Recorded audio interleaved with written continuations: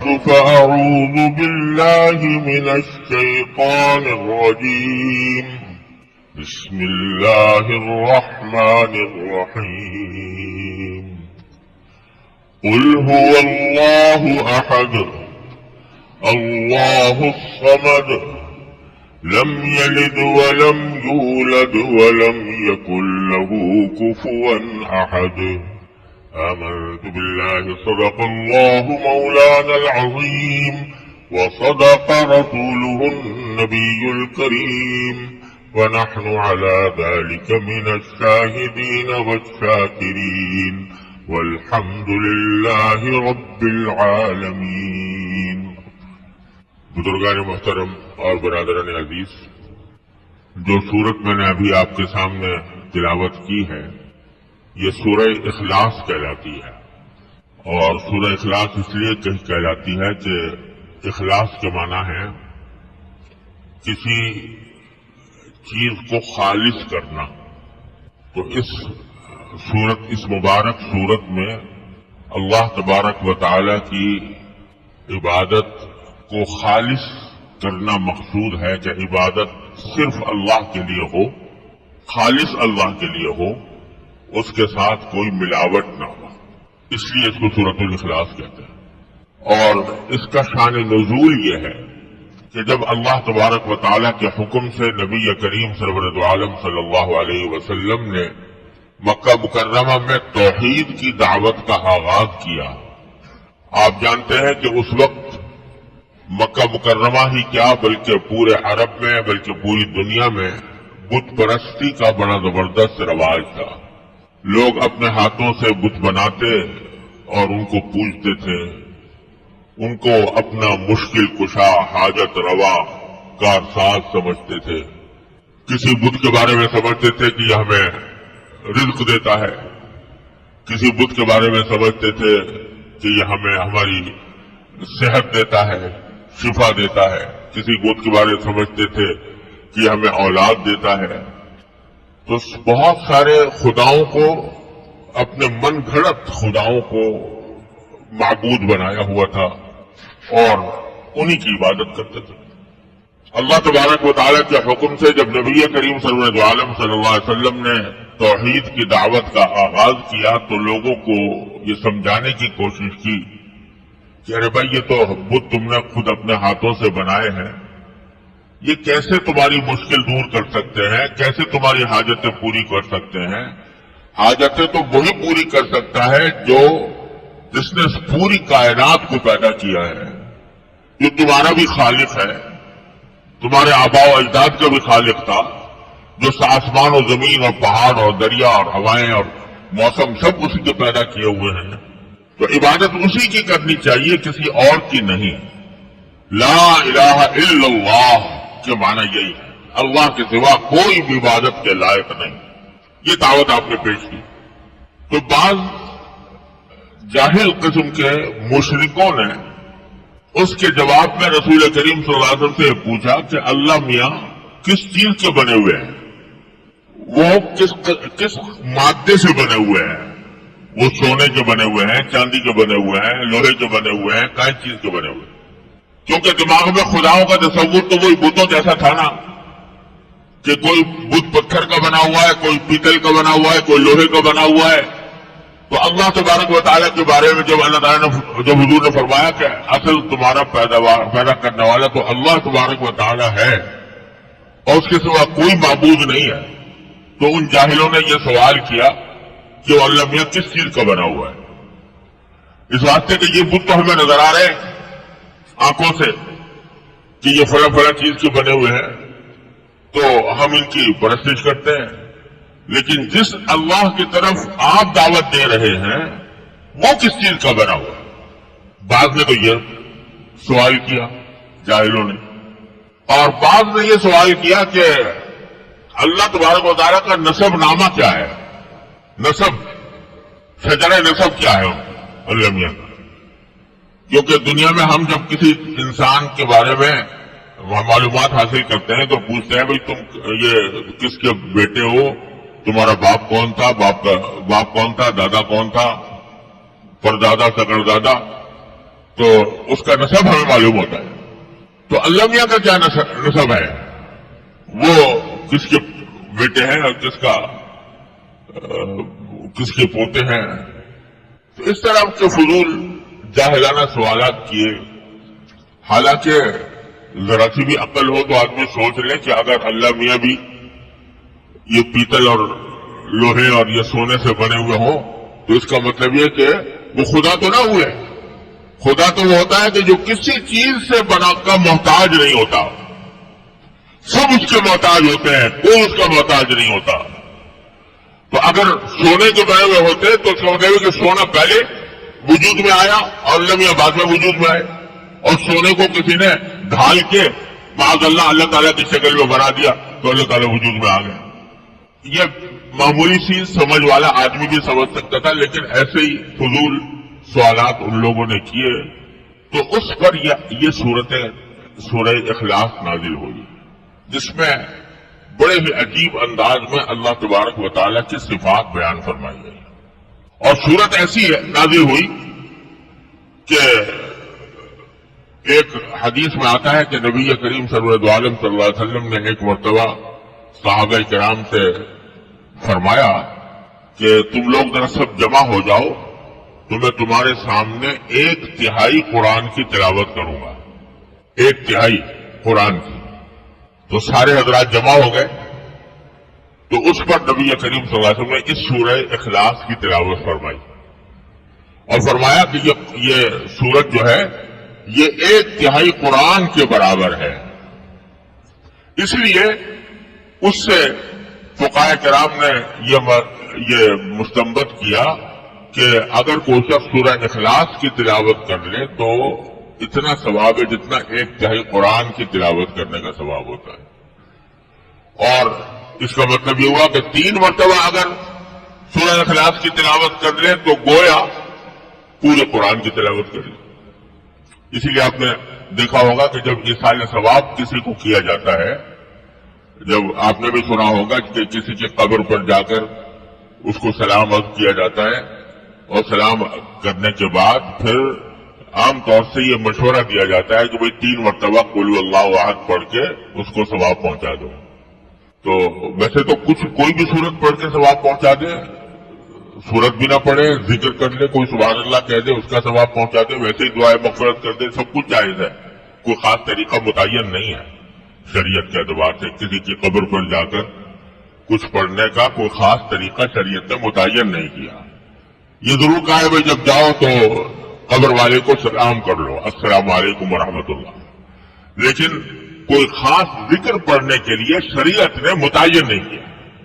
لیکن بزرگوں نے یہ فرمایا کہ بھئی جب کچھ پڑھنا ہو تو بہتر یہ ہے کہ 3 مرتبہ قل اللہ احد پڑھ کر اس کا ثواب پہنچا دو, کیونکہ یہ تقریباً ایسا ہو جائے گا جیسے کہ پورا قرآن پڑھ کر ایک قرآن کا ثواب پہنچا دیا. تو اس لیے اس کی یہ فضیلت بھی بیان ہوئی ہے حدیث میں. اور ایک حدیث میں آتا ہے کہ ایک صحابی تھے, وہ بکثرت نماز میں قل اللہ احد بہت کثرت سے پڑھا کرتے تھے. تو حضور اقدس صلی اللہ علیہ وسلم سے پوچھا کہ بھئی تم بہت کثرت سے قل اللہ پڑھتے ہو تو اس کی وجہ کیا ہے؟ تو انہوں نے کہا کہ یا رسول اللہ مجھے اس سورت سے محبت بہت ہے, میں اس سورت سے بہت محبت کرتا ہوں تو اس واسطے پڑھتا ہوں. تو رسول کریم صلی اللہ علیہ وسلم فرمایا حبک ایہا ادخلک الجنہ, جو تم اس سورت سے محبت کرتے ہو تو اس محبت کی وجہ سے اللہ نے تمہیں جنت میں داخل کر دیا. تو اس واسطے اس سورت کی اس لحاظ سے بڑی عظیم فضیلت ہے. اور ایک حدیث میں آتا ہے کہ اگر کوئی شخص یہ سورت قل اللہ احد صبح شام پڑھا کرے تو اللہ تعالیٰ اس کے حاجتوں کے لیے کافی ہو جاتا ہے. یہ الفاظ بھی آئے ہیں. اور فرمایا کہ کسی بھی شخص کو رات کو سونے سے پہلے اس وقت تک نہیں سونا چاہیے جب تک کہ قل اللہ احد اور قل اعوذ برب الفلق قل اعوذ برب الناس نہ پڑھ لے. 3 صورتیں پڑھ کر سوئے.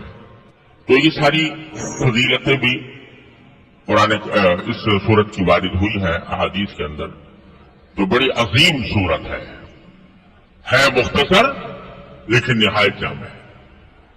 اب ترجمہ اور مطلب سمجھیے. सूरत की पहली आयत है कुल हुवा अल्लाहु अहद। कुल ये खिताब है नबी करीम सरवर दो आलम सल्लल्लाहु अलैहि वसल्लम कि ऐ नबी सल्लल्लाहु अलैहि वसल्लम आप कह दीजिए, कुल के माना कह दो, यानी जो फजूल बातें कर रहे हैं लोग, कोई पूछता है कि अल्लाह मियां किस चीज का बना हुआ है, कोई पूछता है कि अल्लाह ताला का नसबनामा क्या है, तो उन सब से कह दो कि हुवा अल्लाहु अहद। बात यह है कि अल्लाह तो एक है, और लफ्ज इस्तेमाल किया अहद। अरबी जबान में वाहिद भी कहा जाता है, वाहिद के माना भी एक के होते हैं और अहद के माना भी एक के होते हैं, लेकिन दोनों में एक फर्क है। हमारे पास उर्दू में तर्जमा करने के लिए कोई और लफ्ज नहीं है, लिहाजा हम वाहिद का तर्जमा भी एक करते हैं और अहद का तर्जमा भी एक करते हैं। लेकिन अरबी जबान बड़ी वसी जबान है, उसमें हर लफ्ज के कहा जाता है कि अरबी जबान में कोई लफ्ज मुरादिफ नहीं है, यानी एक हम माना लफ्ज कोई नहीं, हर लफ्ज में कोई ना कोई ऐसी बात होती है जो दूसरे लफ्ज में मौजूद नहीं। तो अहद भी तर्जमा अगरचे उसका भी एक किया जाता है, लेकिन दोनों में फर्क यह है कि जब वाहिद कहते हैं तो वाहिद के माना तो ये वाहिद मुकाबले में होता है इस्नैन सलासा के, यानी एक जो मुकाबले में दो के और तीन के। तो अगर ये कहा जाए कि अल्लाह वाहिद है तो इसके माना यह है कि खुदा दो नहीं है, तीन नहीं है, चार नहीं है, पांच नहीं है, एक है। तो वो एक माना में है एक से ज्यादा की नफी करने के लिए, एक से ज्यादा को का एहतमाल खत्म करने के लिए वाहिद का लफ्ज इस्तेमाल होता है। कहते हैं अल्लाह एक है, क्या माना? वाहिद है अगर कहेंगे तो माना क्या है कि अल्लाह मियां दो नहीं है, एक ही है। और अहद कहा जाता है उस चीज को जिसके अंदर कोई जुज न हो, जुज ही कोई ना हो। मसलन एक चीज है जो 10 चीजों की बनी हुई है तो एक ही, लेकिन 10 चीजें मिलकर वो एक चीज बनी है। अब ये कुर्सी है, मसलन ये कुर्सी एक है, जब पूछोगे तो क्या कहेंगे कि एक है, लेकिन ये वाहिद तो है, अहद नहीं है। क्यों नहीं है? इस वास्ते कि ये बहुत सारी चीजें मिलकर बनी है। लकड़ी, पाए की लकड़ी अलग है, हत्थे की लकड़ी अलग है, पीछे पुष्ट की लकड़ी अलग है, इसमें वो भी लगा हुआ है, गद्दा भी लगा हुआ है, इसमें कीलें भी लगी हुई है। तो यह है तो वाहिद, लेकिन अहद नहीं है, इस वास्ते कि इसके बहुत सारे अज्जा हैं और बहुत सारे अज्जा से मिलकर ये एक कुर्सी बनी है। तो जब उर्दू में हम कहेंगे तो एक ही कहेंगे ना, लेकिन अरबी जबान में हम इसको वाहिद तो कह सकते हैं, लेकिन अहद नहीं कह सकते। अहद इसलिए नहीं कह सकते कि इसके बहुत सारे अज्जा हैं। अहद उसको कहेंगे जिसका कोई जुज ही नहीं सिरे से, वो किसी चीज से मिलकर नहीं बना, उसके कोई अज्जाए तरकीबी नहीं है, उसके कोई इंग्रेडिएंट्स नहीं है, उसके कोई अनासिर नहीं है जिससे मिलकर वो बना हो। तो हुवल्लाहु अहद, बात यह है कि अल्लाह तो अहद है। क्या बना? कि वो तो किसी चीज से नहीं बना, उसके कोई अज्जा नहीं है। जो तुम कह रहे हो कि सोने से बना हुआ है या लोहे से या पीतल से या किस चीज से, तो उसका कोई जुज नहीं, उसका कोई मादा नहीं। वो तो एक ऐसी जात है जो सारे मादों की खालिक है। सारे कायनात में एक एक चीज जो पाई जाती है, छोटी हो या बड़ी, वो अल्लाह तबारक व तआला की पैदा की हुई है। लिहाजा अल्लाह अहद है, उसका कोई जुज नहीं, वो किसी चीज से मुरक्कब नहीं। यार सवाल ही बेकार है कि सोने से बना हुआ है या पीतल से बना हुआ है या लोहे से बना हुआ है, किस चीज से बना हुआ है? वो तो अहद है। अहद क्यों है? उसकी अज्जा क्यों नहीं है? इसलिए कि अल्लाह समद, अल्लाह समद है। अब ये समद भी ऐसा लफ्ज है कि उर्दू में तर्जमा करना बड़ा मुश्किल है इसका, सही ठीक तर्जमा करना। अगर कुरान करीम के तर्जमे उठाकर देखो تو صمد کا ترجمہ عام طور سے یہ کیا جاتا ہے کہ اللہ بے نیاز ہے. صمد کے معنی بے نیاز. لیکن یہ طرح ایک لفظ سے اس کا پورا معنی ادا نہیں ہوتا، پورا مفہوم ادا نہیں ہوتا. صمد عربی زبان میں کہتے ہیں کسی ایسی ذات کو کہ ساری مخلوقات اس کے محتاج ہوں، سب اس کے محتاج ہوں، وہ کسی کا محتاج نہ ہو. صمد کہا جائے گا اس کو کہ جس کو بھی کوئی حاجت پیش آئے، کوئی ضرورت پیش آئے تو اس کے پاس جائیں، اس سے مانگے کہ مجھے یہ حاجت پیش آ گئی، میری حاجت پوری کر دیجیے اس کو. اور وہ کبھی کسی کا حاجت مند نہ ہو، اس کو کبھی کسی کی ضرورت نہ ہو. اس کے ساتھ کبھی ایسا نہ ہوتا کہ اس کو ضرورت پیش آئے تو وہ کسی دوسرے سے جا کر اپنی ضرورت پوری کرائے. تو وہ سب کا کارساز ہو، سب کی حاجتیں پوری کرنے والا ہو، اور اس کو کسی کی احتیاج نہ ہو، اس کو کسی کی حاجت نہ ہو. ایسی ذات کو کہتے ہیں صمد. تو اللہ صمد، اللہ تعالیٰ صمد ہے، یعنی سب کو اس کی ضرورت ہے، اس کو کسی کی ضرورت نہیں. چونکہ سب کو اس کی ضرورت ہے اور اس کو کسی کی ضرورت نہیں، تو اگر وہ کسی چیز سے بنا ہوا ہوتا، کسی بھی چیز سے، سونے سے، چاندی سے، کسی بھی چیز سے، تو اس کا مطلب یہ ہوتا کہ وہ اپنے وجود میں اس سونے کا محتاج ہے. فرض کرو زیور ہے، وہ سونے کا بنا ہوا ہے، تو زیور وجود میں آ نہیں سکتا جب تک کہ پہلے سونا موجود نہ ہو. جب سونا ہوگا، اس کو ڈھالا جائے گا تو زیور بنے گا. تو زیور محتاج ہے کس کا؟ سونے کا. تو اگر اللہ تبارک و تعالیٰ کو کہا جائے کہ وہ سونے کا بنا ہوا ہے تو سبحان اللہ میاں محتاج ہوگا سونے کے، حالانکہ اللہ تعالیٰ کسی کا محتاج نہیں. تو اس واسطے بھی وہ کسی چیز سے بنا ہوا نہیں ہو سکتا. اور دوسری طرف سارے اس کے محتاج ہیں، سارے اس کے محتاج ہیں، یعنی سونا بھی اس کا محتاج ہے. جب ساری مخلوقات اس کے محتاج ہیں تو سونا بھی اس کا محتاج ہے. یعنی وہ وجود، سونا وجود میں آ نہیں سکتا جب تک کہ اللہ تعالیٰ اس کو پیدا نہ کرے. لہذا سونا تو خود محتاج ہے اللہ تبارک و تعالیٰ کا اپنے وجود میں. جب تک اللہ تعالیٰ اس کو پیدا نہیں کرے گا تب تک پیدا نہیں ہوگا. تو وہ تو وجود میں آیا اللہ کے پیدا کرنے سے، جس کے معنی اللہ تعالیٰ پہلے سے موجود تھے، سونا بعد میں اللہ تعالیٰ کی تخلیق سے وجود میں آیا. تو اس واسطے وہ سونا ہو یا چاندی ہو یا لوہا ہو یا پیتل ہو یا پتھر ہو یا کوئی اور چیز ہو، اللہ تعالیٰ کسی چیز سے بنا ہوا نہیں. اب جیسے انسان ہے، گوشت پوش کا بنا ہوا ہے، ہڈیاں گوشت پوش، تو انسان محتاج ہے اس کا، گوشت پوش ہڈیوں کا. اگر یہ نہ ہو تو انسان کا وجود ختم، تو محتاج ہے اس کا.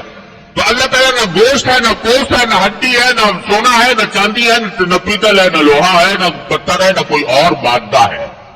وہ تو ایسی ذات ہے کہ سب اس کے محتاج ہیں.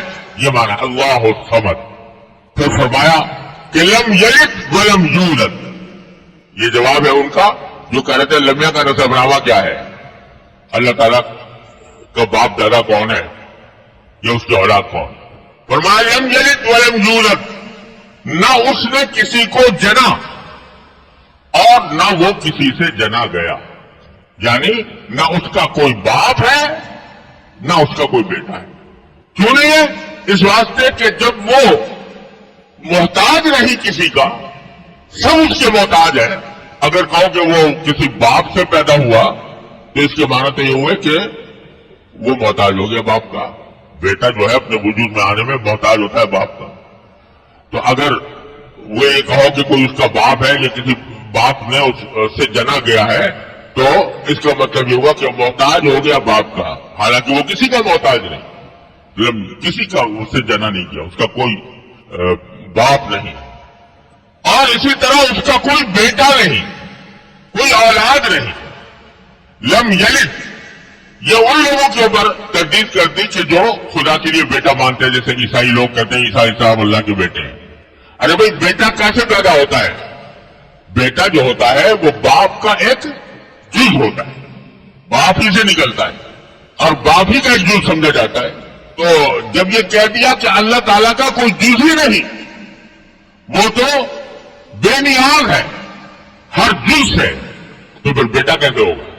لہذا بیٹا ہو ہی نہیں سکتا، باپ کا بیٹا، اللہ تعالیٰ کا کوئی بیٹا ہو ہی نہیں، لم یلد، اس کا کوئی بیٹا ہو نہیں سکتا، کیونکہ بیٹا جو ہوتا ہے وہ جز ہوتا ہے باپ کا، اور اللہ تعالیٰ کا کوئی جز نہیں.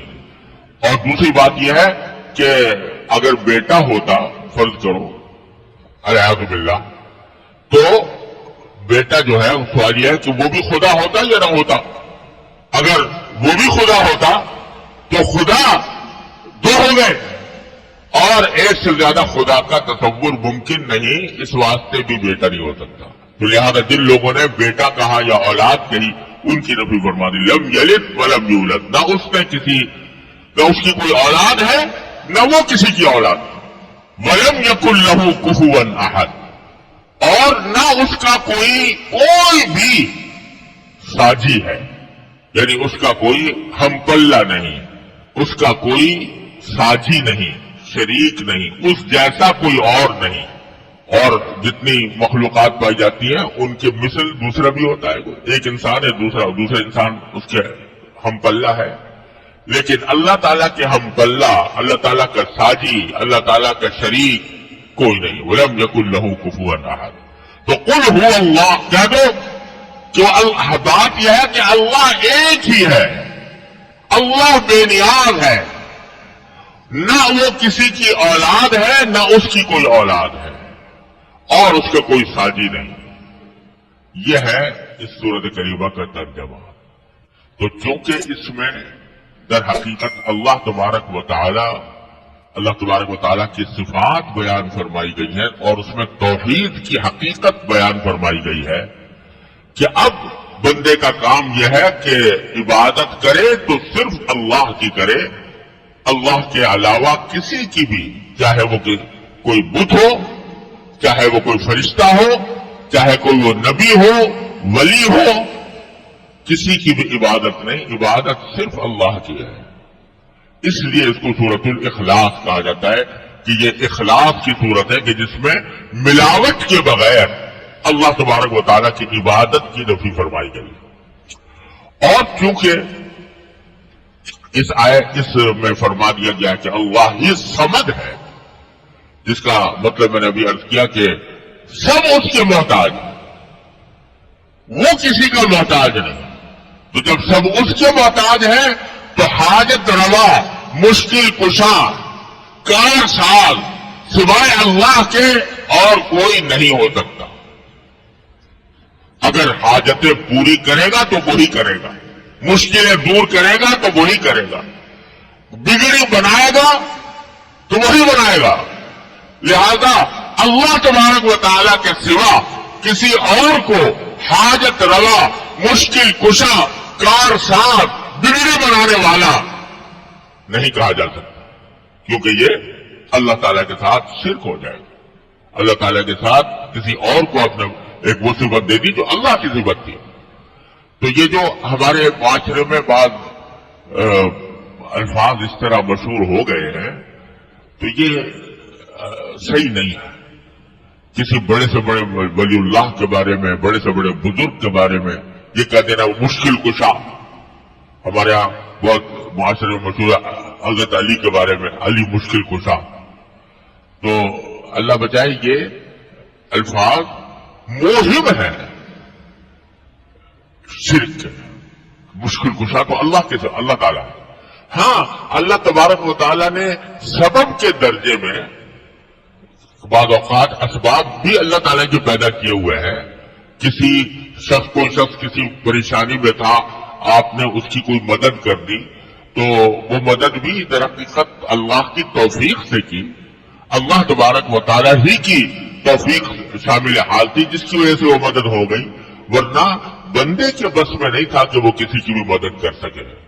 تو اس واسطے اس کو یہ نہیں کہہ سکتے کہ آپ اس کی مشکل کشا بن گئے، آپ اس کے حاجت روا بن گئے.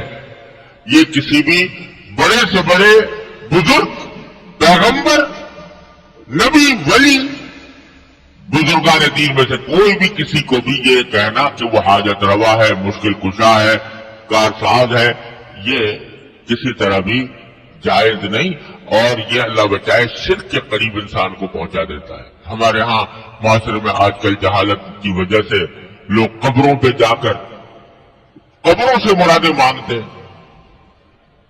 کسی بزرگ کی قبر پہ چلے گئے، داتا جی ہمیں اولاد دے دو، داتا جی ہمیں نوکری دلوا دو۔